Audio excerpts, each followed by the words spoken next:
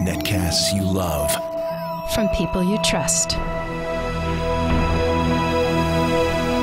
This is Twit. Bandwidth for Mostly Photo is provided by Cachefly at CACHEFLY.com. This is Mostly Photo with Lisa Bettany and Leo Laporte. Episode 9, recorded May 17th, 2011. Stu Maschwitz. Mostly Photo is brought to you by Ford and the 100% reinvented 2011 Ford Explorer. With room for 7 passengers, best-in-class V6 highway fuel economy, and available sync with My Ford Touch, the 2011 Ford Explorer is perfect for your adventures with the family. For more information and to submit your photos to the Mostly Photo Adventure Awards, visit mostlyphotoadventures.com. And by audible.com. For your free book, visit audiblepodcast.com/mostlyphoto. It's time for Mostly Photo. Lisa Bettany's back in studio with us. Hello, Lisa. Yay. Hey, everybody. Yay. Also joining us, we have a special guest in the studio with us, Stu Maschwitz. Hi, Stu. Hi. Great to see you. What is Stu's area of expertise? Fill me in here, Lisa. He is remarkable. He's a filmmaker. He's a photographer. He runs an amazing blog at prolost.com. He worked at ILM, which is like, formerly Alex Lindsay's boss, I heard. That was Lisa's words, not mine. But yes, we shared an office together. Got in trouble together. So what did you do at ILM? I was the supervisor of the group, that Alex was in there, called the Rebel Mac Unit. So the Rebel Mac Unit. The Rebel Mac Unit. Yes. Was that because you were Mac users, or? Yeah, it was based on John Knoll, actually, who had, I was working together with him on the first Mission Impossible movie, the Brian De Palma one. We were flying helicopters through the channel, and I went up to visit his office. That doesn't sound safe. Well, we did it in a safe way. Actually, we totally didn't. Tom Cruise really got hurt doing those stunts himself. Really? It was actually really cool. Yeah, he was like, John Knoll came back from the set with all these amazing stories of like how Tom physically Cruise would, brave he was. Yeah, be flipping around on wires. And meanwhile, John was busily cranking out shots for the Star Wars re-release on his beige Mac in his office. And I was just like, that looks like you're actually having fun. Like, that looks like you're... What were they using before that? SGI Well, yeah, and ILM obviously continued to do that. They used the super high-end stuff. But with that stuff, I always sort of felt like I was like the pit crew, like spending time under the hood, whereas I felt like John had figured out a way to just be the race car driver, right. Just do the creative work and have fun. And so together we concocted this idea that maybe there could be almost a division that was like a boutique within ILM that would do specific types of shots using off-the-shelf hardware and software. So we were the Rebel Mac Unit. Yeah. I love it. Very, very cool. So you still photography, I mean, although there are some great still photographs on prolost.com. In fact, were you at the Endeavor launch yesterday? I wasn't at the launch yesterday, but I went out there for the first attempt 2 weeks ago. That's where I met There were a lot of people Ratcliffe. waiting and waiting and waiting. Yeah. And that so, building is amazing. Yeah. Look at the size of that. Yeah, so that's looking straight up at the ceiling of the vehicle assembly building. There's 520 feet between us and that roof. Holy cow. Yeah. Holy cow. And that shot, actually, I love that one because that's sort of a little dark back corner of the VAB. And to me, it just looked like something from a John Carpenter film. It was so, like, it's so kind of not high-tech there, And if you, there's those elevators there. If I should post a detail because you can see there's like a map, like a vertical map of the main rocket booster for the shuttle. And so you know what floor to get off of, depending on which part of the booster you're working on. There's like a map of a rocket. It feels very Half-Life, actually. Yeah, doesn't it? Yeah, doesn't it feel like you should be kind of bobbing your way through there with a gun in front of you? Yeah. Something's going to jump out at me. Anyway.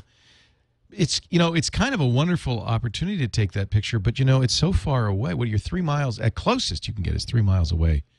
From the launch, right? From the launch, yeah. I mean, in that shot there, the shot of the actual orbiter, I did manage to get closer, but that's pre-launch. Yeah, unlike Trey, I don't think I would have actually tried to shoot the launch. I just wanted to see it. To be there, the background. Well, that's good because you didn't get to see the launch, so it worked out really well. Yeah, wish granted. Yeah. So you do obviously still photos, but you're known for doing video. Yeah, I guess I have kind of an odd way into all this, but I yeah, I went to film school, worked at ILM, then I left and started a film production company called The Orphanage, which was based in San Francisco. Oh, I know The Orphanage, yeah. Okay, Oh, so yeah, that was very me cool. and Scott Stewart and John Rothbart. We kind of met at ILM and then branched off together and took the principles, basically, of the Rebel Mac unit and turned it into a whole company. Right. And we did that for 10 years. And during that time, I did visual effects for things like Sin City, working with Robert Rodriguez. Incredible. And lots Incredible. of big movies like that. But also developed a career as a commercial director.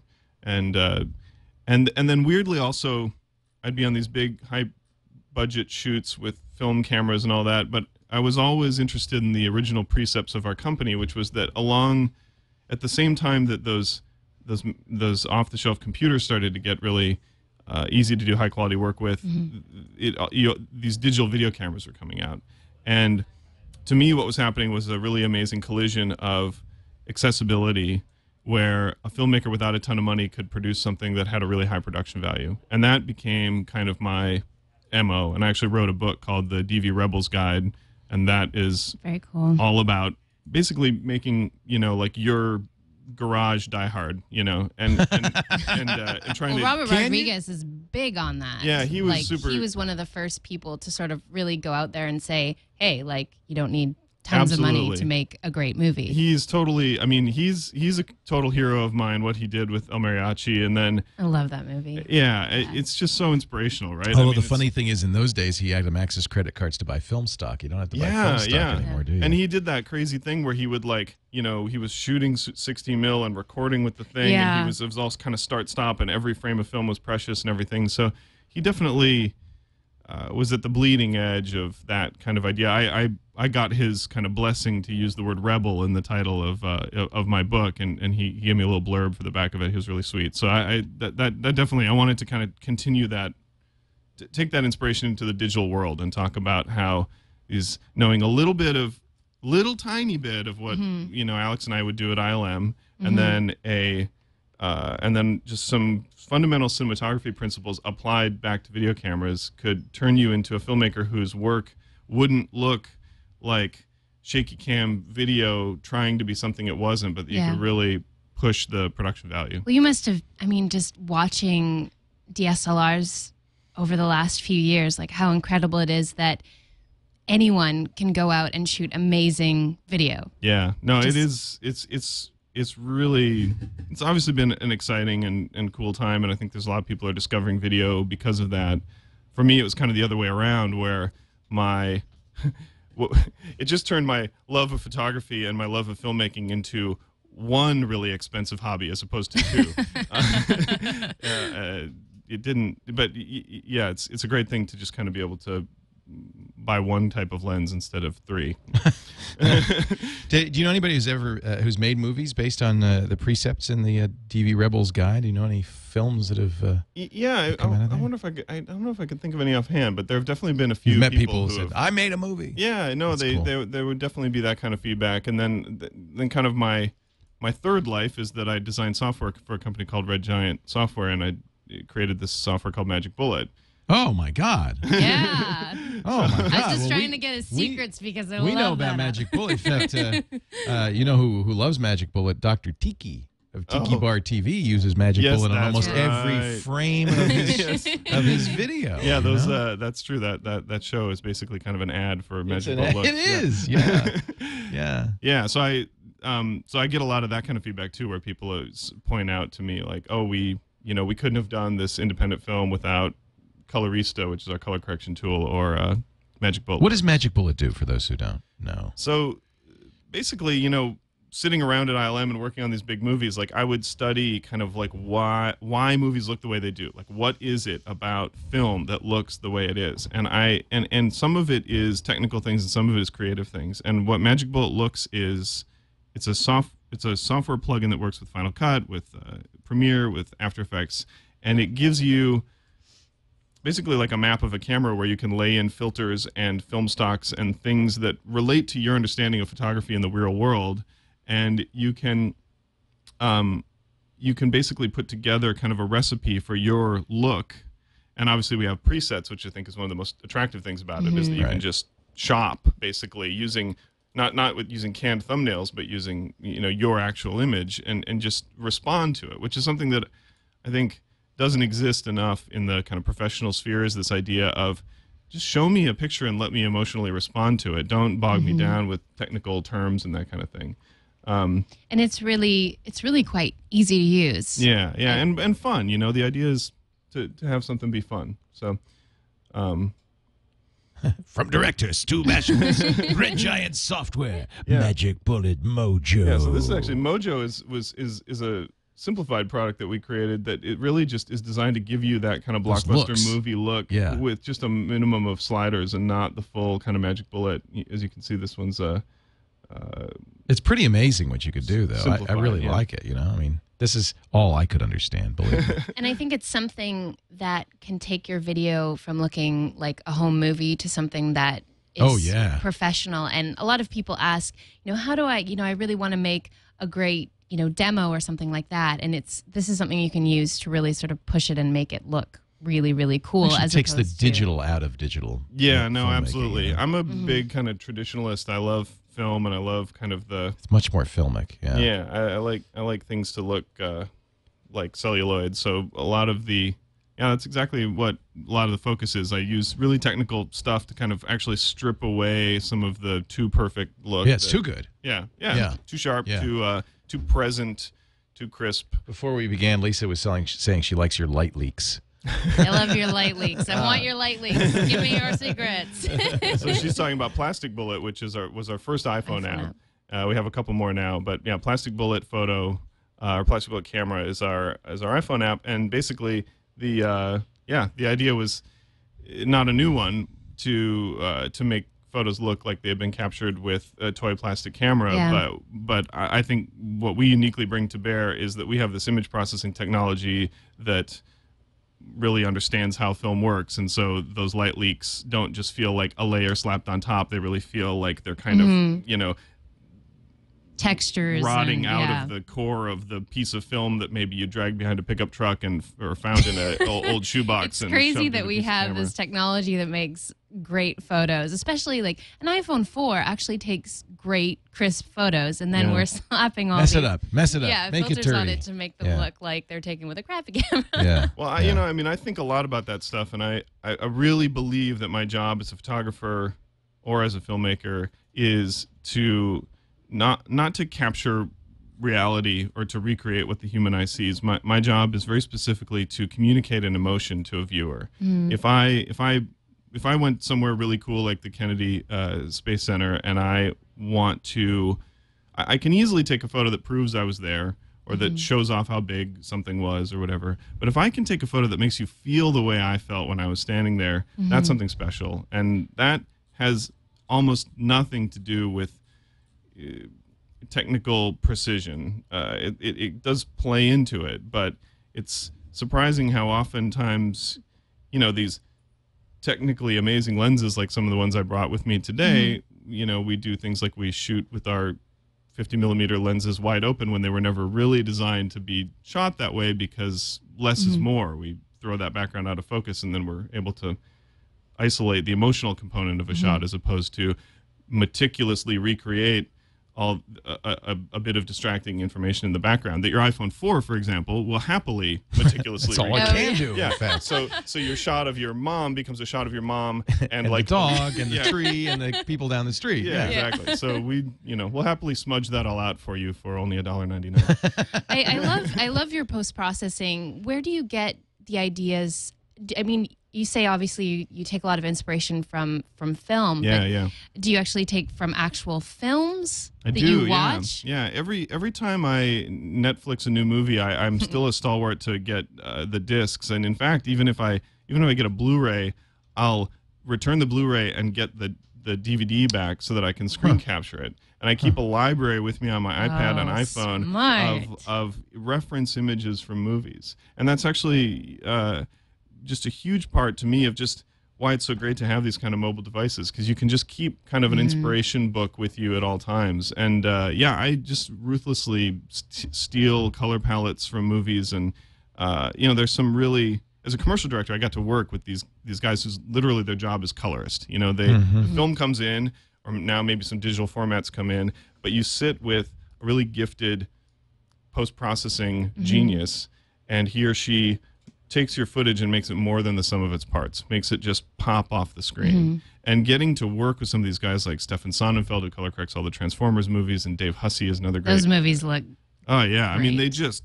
Yeah. Boom! They just. I mean, explode, he's got Magic Hour under control, and he makes Magic Hour look even. And obviously, more it is it is good to remember that it's a collaborative effort. If it isn't there on film, then it isn't gonna. You can't really make magic happen in the color correction unless the shot was beautiful to begin with. But I picked up a lot of tricks from these guys, and so when I'm sitting in Lightroom, I'm actually kind of trying to find the equivalent sliders to do the kinds of adjustments. So you use Lightroom and Photoshop are your main tools? I almost never touch Photoshop. Wow. To me, there's something about Lightroom that just makes me feel like Lightroom is photography and Photoshop is something else. And this is probably just laziness on my part and the fact that I have the great luxury of not being a professional photographer, so I don't have to deal with a client who says, we didn't like my mother-in-law's hair in any of these photos from our wedding or whatever, you know, like but to me, if you can do it in Lightroom, then it's photography, and if it's not, it's not. And so that's kind of where, just for my own. So you don't do a lot of manipulations, cloning, and getting rid of. I do every last ounce of it that Lightroom will let me do. But no more. But no more, yeah. As soon as there's times where I bust it out, but I don't know why. I just kind of feel like, I love all the local corrections. I love all that stuff. I have. But you're thinking on a bigger picture, like the color and those things, rather than like. Yeah, and maybe in part I'm details. also kind of afraid of the rabbit hole of just diving down too far deep into That's there where and just I'm never at. coming back. I'm in that place where I'm changing people's heads and like taking eyes from different shots. That's a rabbit hole for sure.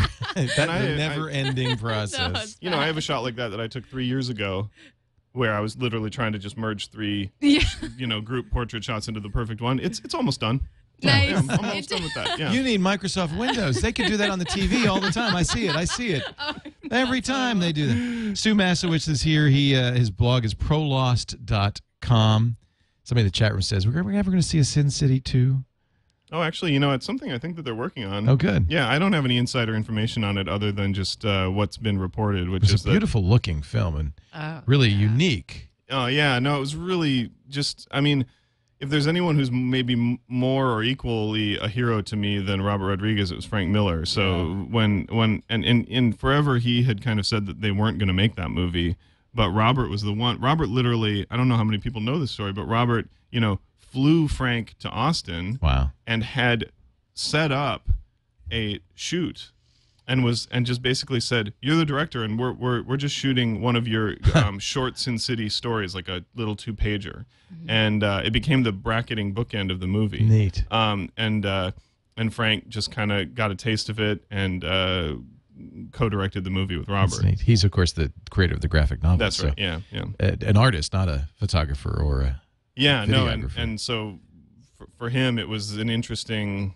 Well, that was the great privilege for me to be a part of that process of helping to take Frank's graphical artwork vision and turn it into something photographic. He has some of the best composition. Oh, it's amazing. Of anyone. Yeah, very original and interesting. You can tell a story in one frame. When I was working with him, I would line up a shot sometimes, and he would say, "Wow, that's a really great composition." And I'm sitting there thinking, do I tell him that the reason that he likes it matches is that exactly? Well, no, it's like because I learned everything. I feel like I learned a ton about composition from reading his books. Right. He there's a lot of places to draw inspiration from, but his images are pure composition. You were doing it right. Yeah. Anyway, we'll get more. We actually have some tips from Stu for you and your video making, and we also have a little bit of some gear, which is going to be a lot of fun. Oh, yeah. We'll get to that in just a second. This portion of Mostly Photo is brought to you by our friends at Ford, creators of the 100% all-new reinvented 2011 Ford Explorer. Just take a look at the inside. You'll see, a gorgeous place for you and your family and all your gear, and exceptional craftsmanship, fit and finish to die for. You got it. The best thing to do is go to a Ford dealer and take a look. Just take a drive in the Ford Explorer. 7 seats with three rows with up to 7 seats. But also, if you want to fold the second and third row down, you get huge cargo capacity, 80.7 cubic feet. I don't know if that's meaningful to you, but I could tell you we got plenty of people in the Ford Explorer in Vegas at our photo walk, and then tons of gear in it later. Great 3.5-liter V6 engine, 290 horsepower, 255 foot-pound of torque. Great for towing, by the way, with that optional tow package of up to 5,000 pounds. And you don't give up mileage. Nowadays, no one can afford to. 25 highway miles per gallon, according to the EPA. That's best in class. The 2011 Ford Explorer. Do get inside, take a look at the all-new My Ford Touch, based on that great Ford Sync, the 8-inch screen in the console, the 2 touch screens behind the steering wheel. You can control everything in the vehicle, including all the music with voice commands and touch commands, navigation, the phone. So sweet. Check out the 2011 Ford Explorer, 100% reinvented at a dealer near you. I think you're going to like it. We thank them for sponsoring the mostlyphotoadventures.com site. Check it out, mostlyphotoadventures.com. We're going to go there in a minute and take a look at our photo award finalists and our winners pretty soon, because Lisa's picked a winner and you have picked a winner from our finalists last week. But let's get back to our guest, Stu Maschwitz, and our tips for all you. This is good, Lisa, because we've been talking about the idea that we should do more coverage of how to shoot video, because everybody now with a high-end SLR and certainly all point-and-shoots have video capability. I feel like it's definitely a window that's opening up to a lot of people, and a lot of people when they're thinking about buying their first DSLR, considering, I really want to shoot video as well. So how do I do this? And that people are kind of scared of video. And I have to say, when I first got my 5D, it wasn't easy. It's not something. It's not like with your iPhone where you just hit a button and you're shooting a video. There's actually some talent involved in focusing and, certainly lens choice and that kind of thing. So and you're fighting a form factor. You're suddenly this thing. That's the biggest problem. It's not made for that, is it? It's been so comfortable in your hands. It's your best friend. You're super familiar with it, and all of a sudden you're holding it awkwardly, and your shots are wobbly. And well, you've got a rig. We'll show that in a little bit. That transforms that. But let's get to some of your tips. Tip number 1 is something you call decoy shooting, and this solves my problem exactly, because every time I come up to somebody and say, let me take your picture, they pose for me. Yes. And I hate that. Yeah, and I think we're all interested in exploring that concept of kind of street photography where you just randomly approach people. Some of us are braver about it than others. Right. It's something you can actually do with video as well as with stills, but there's a knack to getting someone to kind of slip out of that mode of being photographed. Here's a great shot. I thanks. love this. So this was actually, I was overseeing the visual effects work on a commercial that we were shooting at Disney, and I had my 5D with me for just reference photography, and literally just wanted to show off the lens to one of the guys I was shooting with. So I just walked up to the row of people who were watching us shoot. We had, some of the costume characters and stuff there, so we had attracted a little bit of a crowd, and I came up to this group of girls,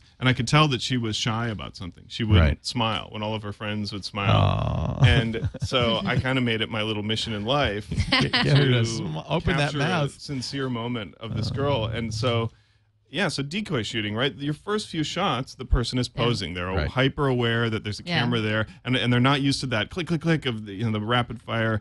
And so you just use that. Just blow through a bunch of shots. You're going to spend them, and you're just going to throw them all away. Yeah. And then you pause. And you let her think you're done, and she giggles, and all this sincere moment comes out, and look at that smile; it just explodes off her face. Like that shot makes me so happy every time I see it. So that's decoy shooting. I see it all the time where people are click, click, click. They take the posed photo, and then they drop the camera and start chimping the photo.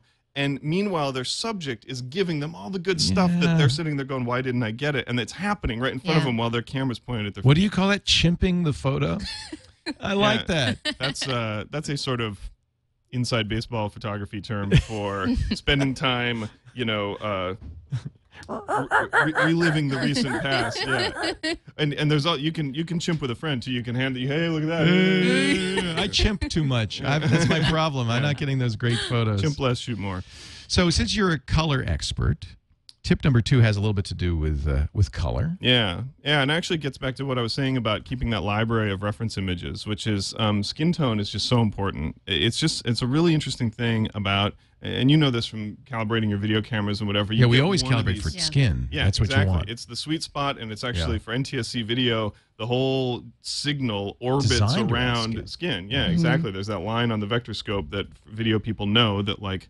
Skin. Yeah, that's just, and if you're not right on that line, right, then suddenly your face and your shirt are the same color, which they actually kind of are. But yeah, I mean, you look great there, and that's it's the pink shirt. But you could, if you weren't careful, you could look a lot like the little sunflower guy behind you too. Right. So somewhere between the orange of the sunflower and the pink of the shirt is this color I call porange. Which is what people are. Porange, yeah. White people are, obviously. No, actually, all people are porange. Even if you're black, you're porange? Black people are porange because the hue doesn't change. We're all on that line. We have different saturations, and that's interesting. So it's just more saturated. Yeah, or lower luminance or whatever it is. But, like, we all want to live on that line. And certainly so is this guy like definitive porange, Ben Mint? Yeah, so that's at standing outside of the Blue Bottle Coffee. Does he know he's perfect porange? He does now. He's, believe it or not, that's actually that guy is one of the quality engineers on the Adobe Lightroom team. Awesome. And he's an old friend of mine. We went to like first grade together. Oh, and that's great. He is the perfect porange in that shot. And the way I know that is there's no real tool, unlike some of the video tools, and like we have a version of Magic Bullet Looks called Photo Looks that actually gives you some tools to help measure this stuff. But if you are just sitting in Lightroom, you don't really have it's really you have true. A histogram you to navigate luminance values by, but you don't Yeah. really have a compass to navigate hue by. So to me, I just cheat and I bring in a shot from a movie that I think is beautiful, and I just lay it right alongside. You eyeball it. I just eyeball it, but I very specifically will match them exactly. Like that's the thing I think that people should feel okay about doing is getting in there and grabbing those controls in in Adobe Camera Raw or in Lightroom. There's a little group of controls I think not a lot of people touch, which are the individual hue offsets for different colors. So you can literally take orange and you can make it more yellow or more pink. And that's basically the person knob. You can adjust people with just one slider.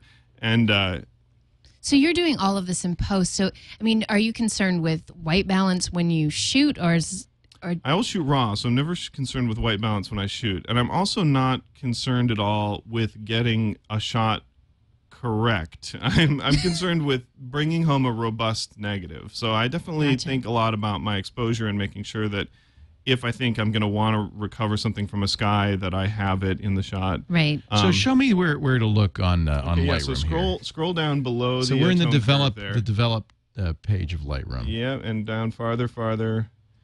And you may need to twirl it open. This is the thing because I don't have it open. Obviously. There you go. That's the thing. Effects, lens corrections. No, it's higher up. I think it's the HSL. Yeah, there you go. Yeah, the HSL. HSL color in black and white.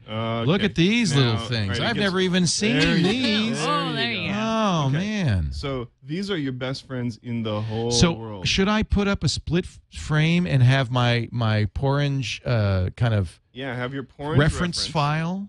Yeah, and if you want a really specific tip, so you can slide orange back and forth, and you'll see people start going from yellow to pink. Okay. And you can do kind of the great thing that Lightroom lets you do so well, which is you can just kind of stop looking at the slider and just find where the setting kind of naturally lands. I always do this in white balance, but I should really be doing this in HSL. Yeah, now do your white balance first, because the white balance get that right. Get it feeling right to you, right, and then do this slider. And here's the thing: if you have someone in the shot who's really ruddy, who's really maybe been partying the previous night. Wow. Okay. Yeah. All right. I got somebody really ruddy in there. Yes, you do. Wow. That was alarmingly. Yeah. And then so I should play with the porange. Yeah. What I meant to say is if you have a beautiful naked woman. Okay. That's a little too red. Okay. So that's beyond porange. Yeah. Actually, he wants to get a little yellower. And in fact, so now what you can do, take the red slider and push it to the right. Right. Oh. And you're going to take red and also now maybe you want this guy to be red, but like that's much more porangey though than it was. You porangified that guy. Yeah, and he now looks a little more like a human being and a little bit less like a beat. This was shot with a poor camera phone, so I could see I'm having some trouble here by poranging him. But but you get the idea. I'm going for the Ben Mint look. Yeah. Well, okay. Yeah. So I don't think that's going to happen. Yeah, you gotta find the right reference to kind of do it within reason. And I love the idea of taking a still from a movie. Oh yeah. Oh, I mean, obviously, whatever floats your boat in terms of reference, but to me, like kind of a cinematic look and feel is what I shoot for with my stills. Right. So. Now, are you concerned with monitor calibration and that kind of thing when you're dealing with? Yeah, I am. I calibrate my monitors, but I do think it is possible to go too far down that rabbit hole too. I think actually those of us who use Macs are pretty lucky in the sense that the monitor falls off the truck. They're pretty good, and with a color profile that jibes well. You're not using a colorimeter and you don't use like a spider or. I do actually. I do. I jealously hoard my old 30-inch cinema display, and I have that one properly color calibrated. But the truth is, I just bought. In fact. Just as I got in the car to come here, my 27-inch iMac Core i7 showed up. Yay! So sitting I want to thank you for because I would have just called in sick. I want to thank you for showing I'm demonstrating up. my commitment. Yeah, I would have said, "Screw these guys! I got an iMac to open." It was really hard to leave. Actually. Yeah.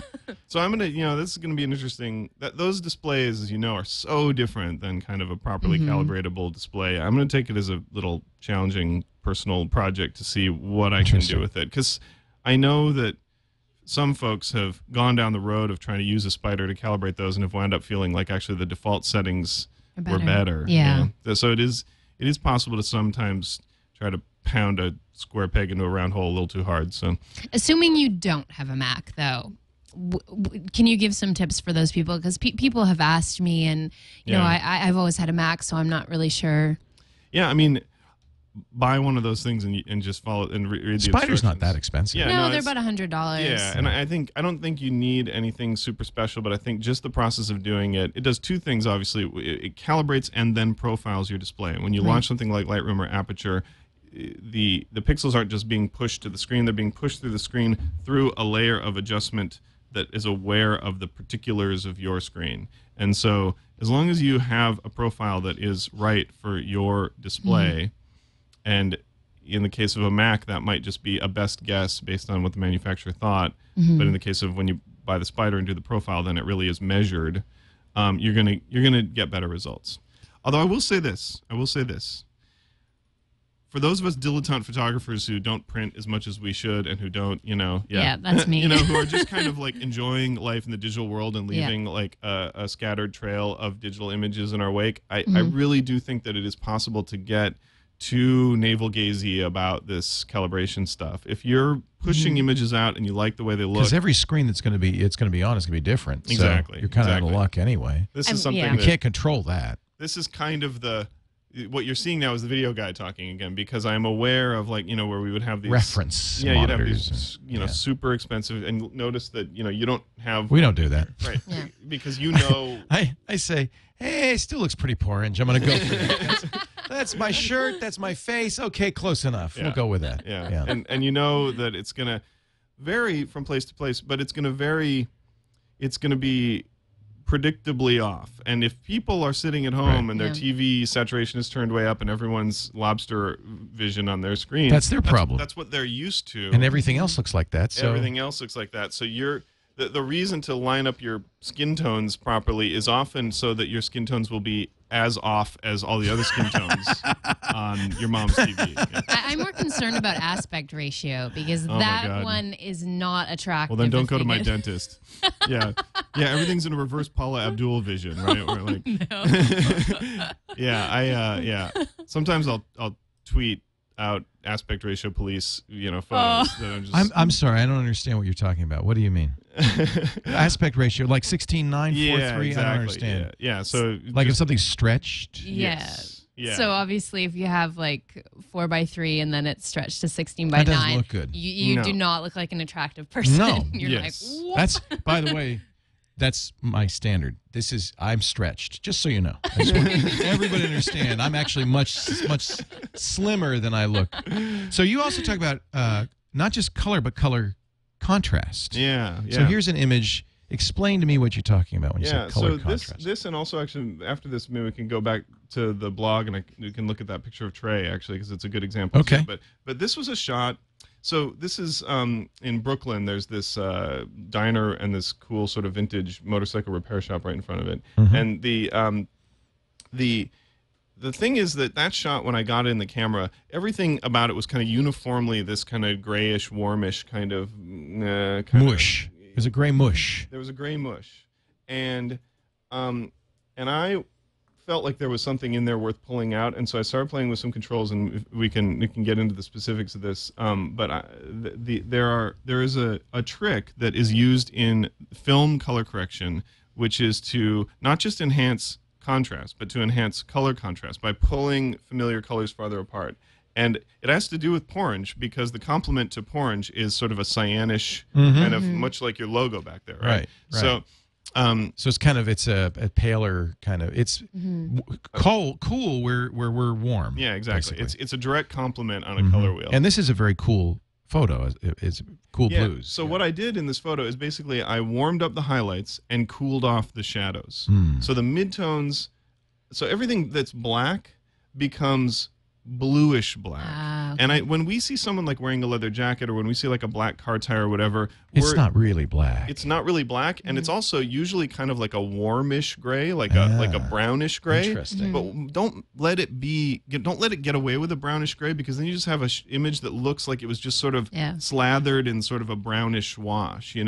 Get those things that aren't people as far away from people colors as possible. And so in the case of the motorcycle tires and some of the non-rusty parts of the motorcycle, I pushed them to this cool blue color, and that lets the non-rusty parts pop off. And so the color contrast, I think, is what makes that shot compelling. Every little nook and cranny of that bike has interesting details that pop, not just spatially and in sort of a tone range, but they also, it becomes like a duotone kind of a shot where there's warms and cools. It is duotone. Yeah. It's like a monochromatic palette.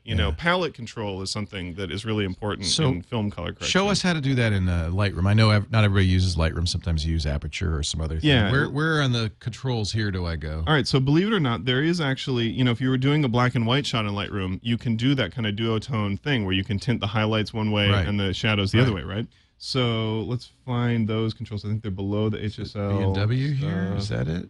No, you don't actually need to go into black and white to do this. This is the trick that nobody knows. Okay. So if you were actually leave it in black and white for a sec, and scroll down and let's find the duotone controls, whatever they are. It's called that, huh? Yeah, I think so. Split toning? Split tone, that's the one. Yeah. All right. Okay. So now you get a highlight color and a shadow color. Right. So pick sort of a yellowy orangey color for the highlight. Okay. And bring up the saturation. Okay, so we'll see more of it. Yeah. Oh yeah. There's kind of. And then same. Now pick a bluish, cyanish kind of color for the shadows, and bring up saturation. Okay. Oh, we've duotoned it. Yeah. So now we've duotoned it. Now here's the trick. Go up to your hue curves right up there, where you put the image into black and white. Yeah.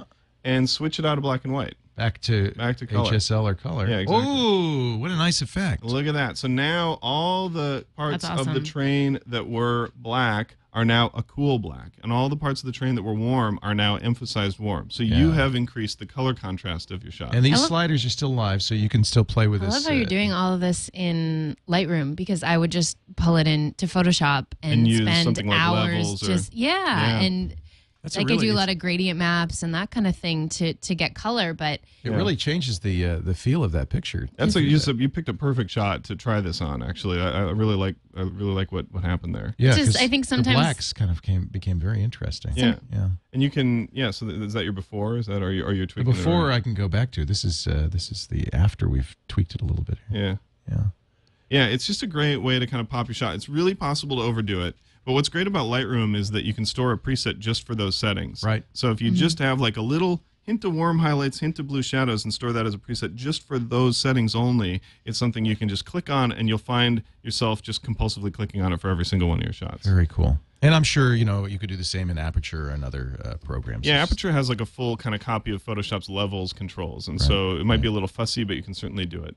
Fussy, I don't like. Me neither. That's why I think Lightroom is worth investing in. You can even do a trial for a month for free. Yeah. So it's $300, but if you're serious about your photography, I think it's a no-brainer. I love it. I mean, I love it for a couple reasons. One of them is that my photos get places when I use it because they have that new publishing feature, which is just super cool. It's the best, right? It just means that like. I mean, I have a Flickr, Facebook, and SmugMug, and I just say publish that there. Publish. Well, that and I have a young son at home and parents in Minnesota with an iMac where their screensaver is linked to a Dropbox folder that I administer from Lightroom. So they get new pictures all the time. I can drag a shot of my kid into this folder and hit publish, and they have new photos that day. That's a good idea. That kind of stuff, keeps families together.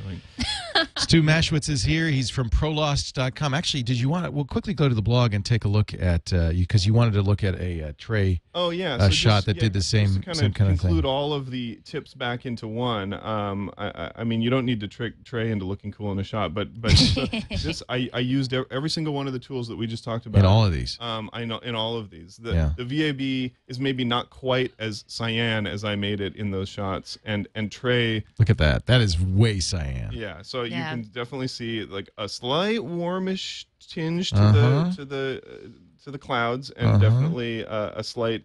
Again, I wanted to pop off those doors. By the way, that you're seeing there on the side. Each one of those is as tall as if you were standing on the deck of the Golden Gate Bridge, looking up at one of the towers. Wow. That's amazing. But yeah, I wanted to pop kind of those doors off the building, so I used those tools. And then in the shot of Trey, I cooled off the environment, which popped his skin tones out. His skin tones wound up then getting a little pink, so I used the porn slider to get him back into the right color. So he looks like a person should look, and the VAB looks even more kind of stark and metallic, and details like those big orange brackets, which are actually holdovers. They were designed to hold the Saturn V rocket, if I'm not mistaken, pop out more. Yep. That shot before, looked kind of uniformly, kind of mushily, warmish gray, and popping the color contrast not only makes it all look better, but it makes the person stand out of it, which to me, this is, I guess, the difference kind of between like a rank amateur like myself and a professional like Trey is that Trey can go into the VAB and take a picture, an indelible picture of the VAB that will like go down in history as like the photo of the VAB. I actually have to cheat and put a person into it to make the shot interesting. Well, I'm more in your in your ballpark, so I appreciate the tip. That's really fantastic. Yeah, I kind of feel like unless you're Ansel Adams, get your mom in the shot. It's yeah, and just so you know, this was Trey's picture of the VAB that he was taking while you were taking a picture. I kind of had a feeling that I was documenting something important while I was taking his photo. Amazing. Yeah. Stu, though, you're great. These are great tips. I'm really getting a lot out of it. I can't wait to get into Lightroom and fix all the bad photos. And there are quite a few of them. Before we get to Trey, we actually, Stu has a favorite photo. This is a new feature. I love this idea that we're going to pick one of their famous, best loved pictures, and then kind of you could tell us the story behind the shot. Yeah. So the story in just a moment behind Epic Sundown. But before we do that, I'd like to tell you about our friends at Audible.com, the great place to go to get your favorite audio books, 70,000 titles. I live on Audible.com, I have to say. If it weren't for Audible, I would have probably gone crazy commuting to San Francisco, which I did for 13 years, saved my life, and I still listen to audiobooks like crazy. You can get your first audiobook from Audible absolutely free right now if you go to audiblepodcast.com/mostlyphoto. So many great books to choose from. I don't know how you're going to pick. You said, Stu, you listen to Audible books? Yeah. Do you like fiction? What do you like to listen to? I do kind of equal parts kind of bad airport spy fiction, Robert Ludlum kind of stuff. Nice. And then also, after I came back from my trip and meeting Trey, he suggested that I should read Predictably Irrational. What a great book. He picked that before. Yeah, it's such a good book. So that definitely highly recommend it. I'm company on the flight home. You learn so much. You can enjoy and learn. I'm very interested in this one, Area 51, The Uncensored History of America's Top Secret Military Base. Oh, that looks cool. There's so many great things. I'll tell you what. Yeah, no kidding. Go to audiblepodcast.com/mostlyphoto. Pick your book. The first month is free. Your first book is free. You can cancel it anytime. It's yours to keep forever.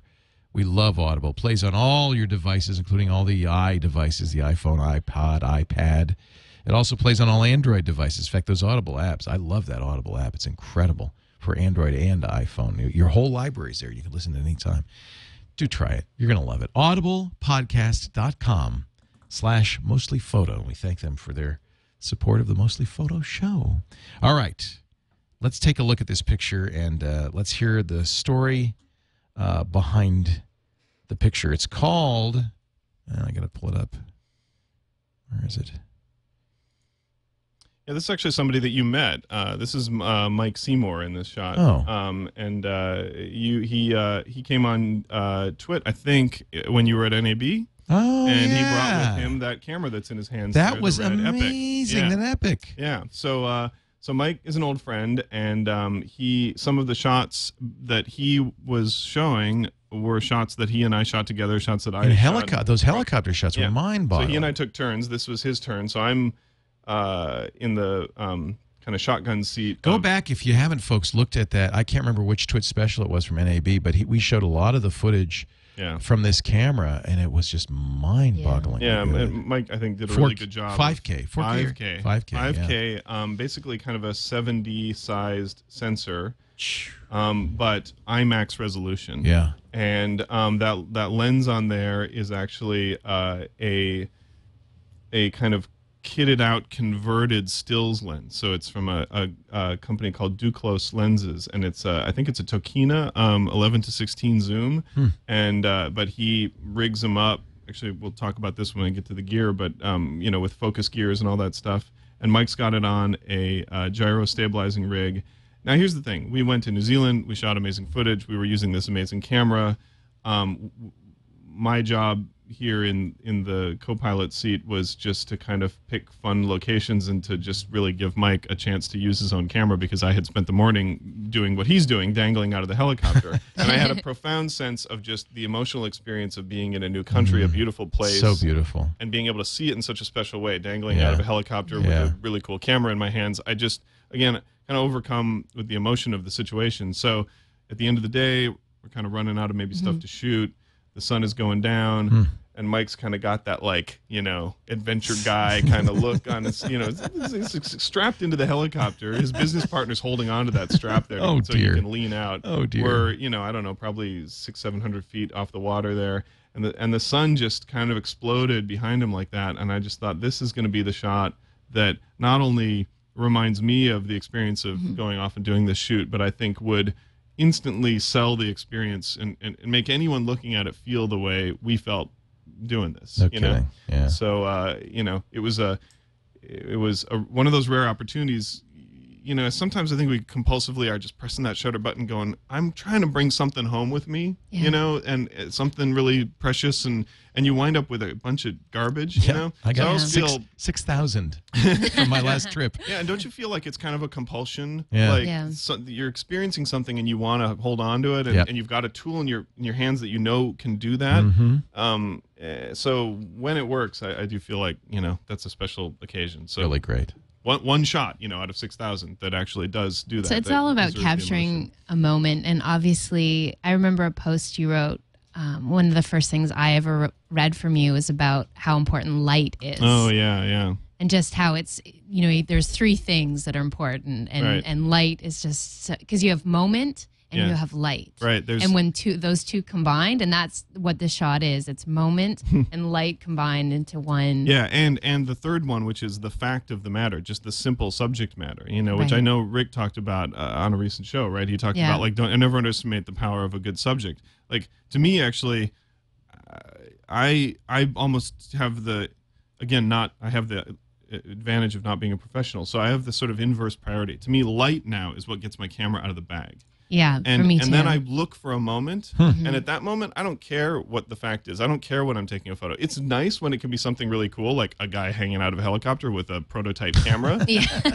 But honestly, it's a weird thing because now having an infant toddler running around my house, I watch him and I watch him do things like ignore shadows and see objects. And I realize that actually from a really young age, we are learning to not see light. Right. And so we have to, if we want to take up this photography thing, you actually have to back out of that. You have to kind of unlearn some habits that helped you, not trip over things when you were first learning how the world operates. If you got distracted by shadows as a toddler, you would never survive in the world. So learning to see light is such a commonly said thing that it borders on cliche. But I did write a post called Fact Moment Light on ProLoss.com that if people want to read it, it is kind of my... That was something that really inspired me. It was is that right? Oh, yeah, that's awesome. No, it was one of the first thanks. things that I was like, okay, yeah, this is what it is. And I think for me now too, I seek light, and every time I see great light, I don't care what I'm doing. Yeah. And that's why I always feel like I always have to have a camera on me. And Absolutely. whether it's I try to have my 5D, but if I don't, I always have my iPhone. Yeah. I see great light wherever I am. Everyone in the group has to stop, and we're capturing this. Yeah. Because it's just those moments that and to think you're never going to come back to that moment. I think people think, oh, I'll get it later. Yeah. You're never going to get that later. Yeah, light helps you kind of crystallize that preciousness of those moments, because you can scout a location for the perfect little shaft of light that's going to hit there, but there's no guarantees. Yeah. Things change in a day. It's the unexpected moments and being prepared for them and capturing them when they're happening. Absolutely. So Stu brought some gear. Yes, I'm excited. Let's see what you We haven't seen video gear. Philip Bloom came on and he talked a bit about video gear, but that guy, what is now this so talk about decoying. This is for an SLR. Yeah. Turns it into a video camera though. Yeah. So this is from a company. This is actually kind of a hybrid rig. There's a shoulder mount rig from a company called Red Rock Micro. And then there's a eyepiece from a company called Zacuto. And basically, I've got a frame that is kind of stuck on the back of my 7D here, and I can click this eyepiece onto it. And then...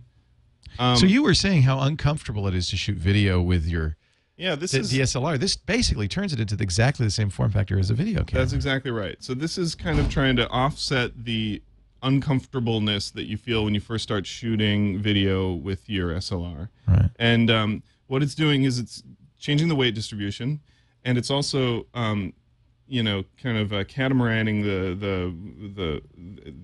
the camera out onto this little outrigger so that the camera can go right in front of you. There's other ways to do this too. You can leave the camera over here and you can put a little monitor here or a separate viewfinder, but this is kind of the most minimal configuration. One of the things I have trouble with because of these really high resolution 1080p SLRs is if you don't hold it pretty steady, you're going to make people sick. So, so I feel like I'm always have to put it on a tripod to take advantage of that crispness. But this is a nice halfway point. Yeah, you're fighting a couple things. As high resolution as they are, they don't resolve detail as well as a proper video camera. So if you're just slightly keeping the shot alive, you might wind up with sizzling. That's what it is. Like okay. Plus the CMOS rolling. And then there's the rolling shutter, right? Yeah. Which is that you're not just swimming, but you're also sloshing. That's why I want to always put it on sticks. Yeah, which, by the way, is the right thing to do. I have a thing about tripods, which is tripods are like pants. You use them, because you have some respect for yourself. But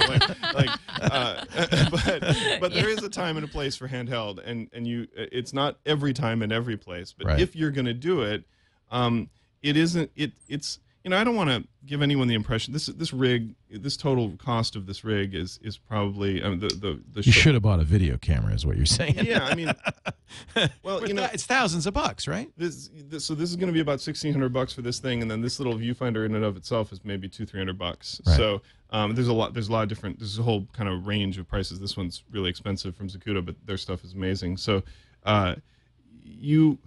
I don't want to give people the impression that you have no business doing this stuff unless you want to go down the road of buying gear. But if you're wondering why your shots are coming back kind of not so great, the answer lies somewhere down the road of throwing it on sticks, or if you have to go handheld, supporting yourself, taking it seriously and thinking about the cost, like how much it used to cost to make amazing videos. This is so much better. This is nothing. Yeah. And if you are thinking about doing professional stuff, the combined cost of this is less than the Sony VX1000, the first DV camcorder that I ever bought. I went into the good guys and I like wrestled it out of the guy's hands and bought it that day. So like to me, that's predictably irrational, right? You set like what is it? Like there's a target price that you sort of like gas will always seem cheap. Right. Gas will always seem expensive and computers will always seem cheap to us. So this seems cheap to me. This seems like, are you kidding me? And this is a 35 millimeter sized piece of film here, and most importantly is this follow focus here. If you can see, there's a gear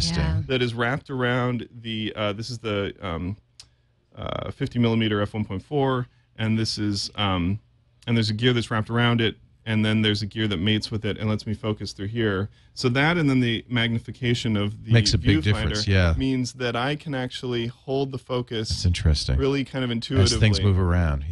And that is something. That's another reason I use a tripod. Yeah, is because I want to focus it and I want to leave it there. But as soon as something moves, I'm screwed because this is all shallow focus.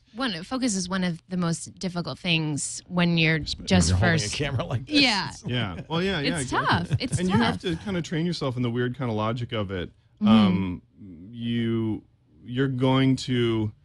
What you're going to do is you're going to decide for a while that your style is a hunting for focus style, and then you're going to get over that, and you're going to decide that maybe you should learn to focus. So just find something that's moving around, just chase your dog around or whatever. Somebody did a video of the Giants World Series parade, and it was all shot with hunting focus. Yeah. And it was kind of cool for the first 3 minutes, and then I wanted to throw up. Yeah, no, and it's going to go down in history as kind of like no good. Signaling the advent of DSLR popularity. It was like that we all kind of let ourselves believe the lie that hunting for focus was like a stylistic choice for a little while. Do you have any video that you've shot with this rig online anywhere we could do? I do. If you go to Vimeo, the ProLost account on Vimeo, it's sort of a weird example, but I shot a fake movie trailer with some friends. I like it. Which one should I? And you're using the Canon 7D and the 5D Mark II. Yeah, either one goes on the thing. So look at Brick and Steel there, the second one in. And so this is kind of classic case of what I was talking about in terms of the production value and trying to get the most out of these lightweight rigs. This is literally a reunion birthday party for a friend's 40th birthday with all our old film school buddies, and we got together and we shot a fake action movie trailer.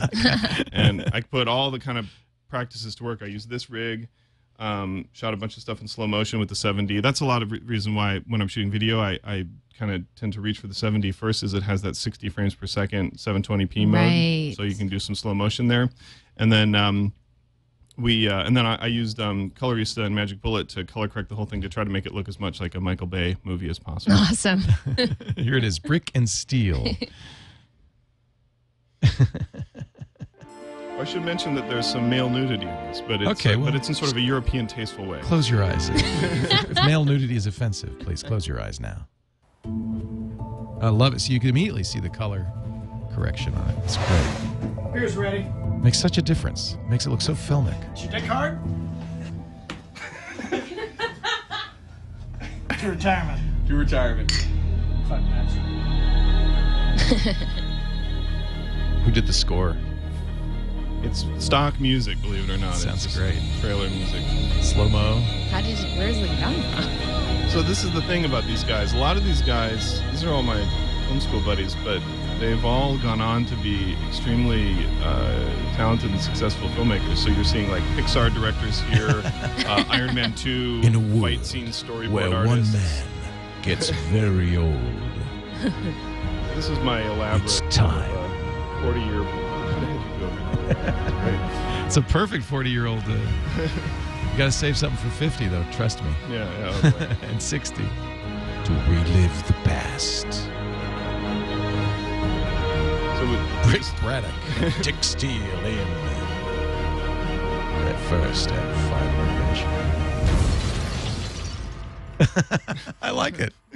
I like it. We'll tell you what. We'll let you watch the rest of us. We'll cut before the male nudity. Yeah, that's probably a good idea. I think everyone will appreciate that. It really looks great. A lot of production work.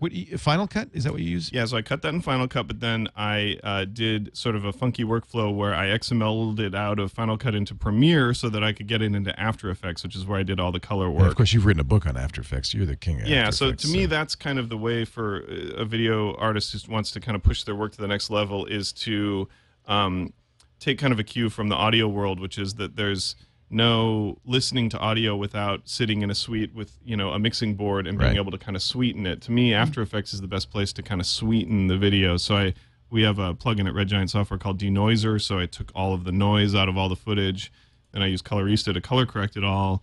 And while I'm there, I can also do things like add all the visual effects, so those titles that you saw, but also later there's gunfights and things, so I'm adding muzzle flashes. Wow. I'm in one place where I can do all of those kinds of effects, and that's what I talk about in the book. That's the pretty DD good Rebels for a 40th birthday.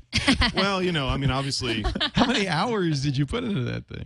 I'd had a moment where I was like, am I just doing this because I love my buddy, or am I kind of... No, actually, I'm like, wait, this is filmmaking, and I'm having fun. Uh-huh. And I kind of had to realize, like, that's actually sort of the closest thing to a job that I have, so I should just really embrace this and have fun with it. So my friends were like, hey, how's that coming? And I'm like, just got a few more really complicated visual effects shots to do for it. And so we have some awards to hand out, $100 Amazon gift certificates in our Mostly Photo Awards.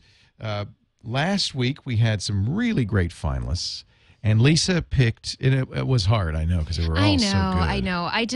I really love this shot. But how can you not love this shot? I just love the light and obviously the expression, and everyone who's shot a child before. That's great. Sounds so horrible. Don't shoot a child. Take pictures of children. Photograph a child knows how difficult it is to capture a straight-on shot like that. Yeah, that's Bob Shot 2010. Bob Shot, you're going to get a $100 Amazon gift certificate in the mail to you. And this is our People's Choice because, people get to vote via Twitter, and everybody loved the romance. There's a light. The First Kiss at the End of the Day by Jared Ropolato. Good pick. Really beautiful. So both of you, Gerald and Bob, you get $100 Amazon certificates. And then I invite all of you to go to mostlyphotoadventures.com, click the finalists tab because we have our week 5 finalists. And let me show you these. You picked these from how many photos? Thousands of photos, I think we were looking at now. This is number 1, Blue Ridge at 2 a.m. or something by Tress Chapin. You love those HDR shots, don't you? It's You're Trey. I didn't like HDR, and then Trey won you over. He's just sucked me in. Blame Trey. Or Rio at Sunset. Wow. By CM Ortega.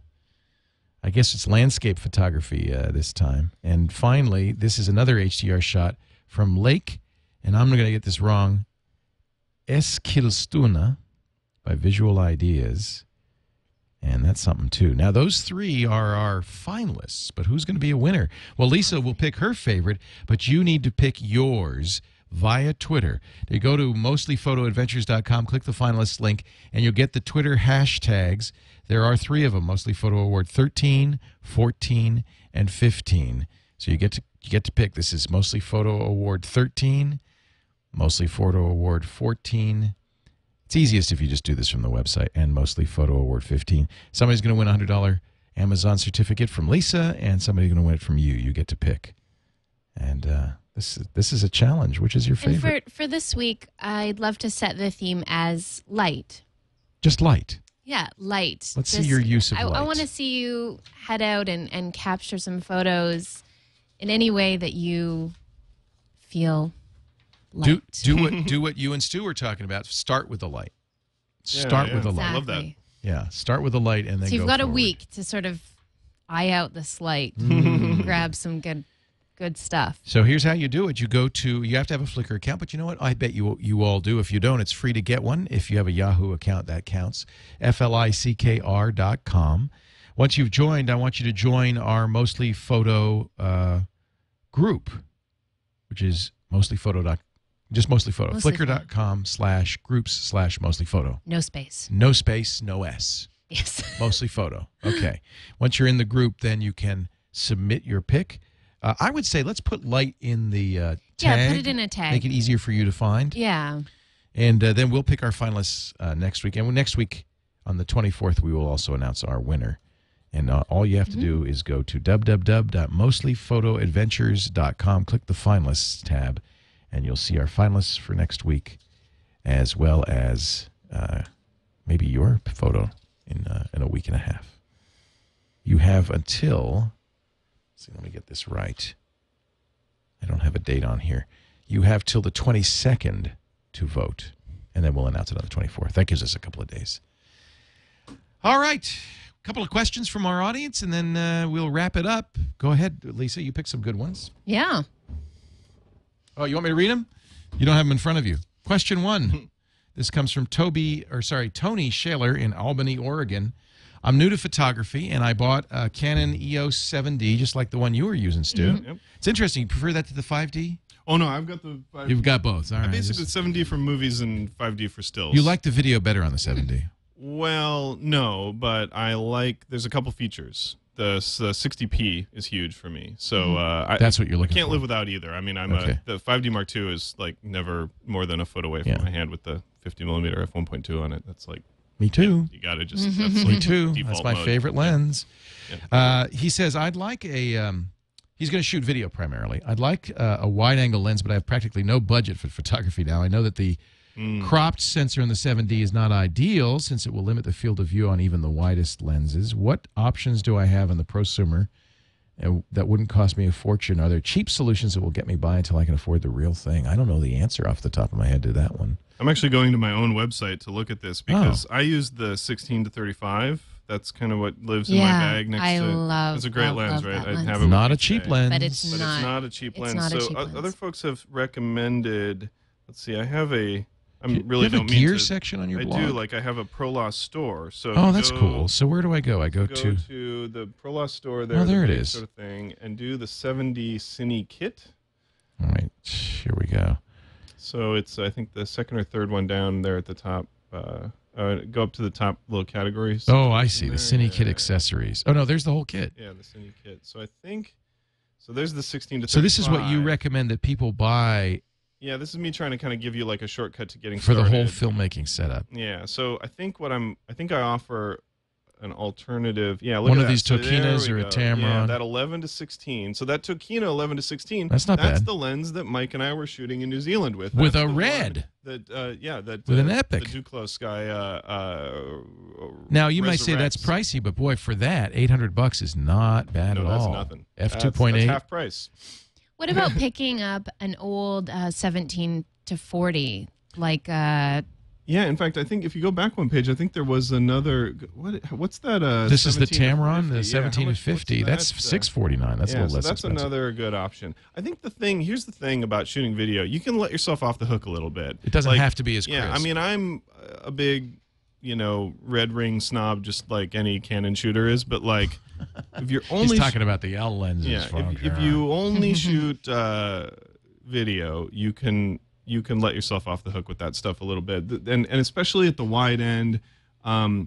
These lenses. Now, what about the crop factors? You shoot with the 7D with this lens, right? Yeah. So, these certainly the 16. I keep the 24-70 f2.8 L in my bag all the time. Like is that the kit?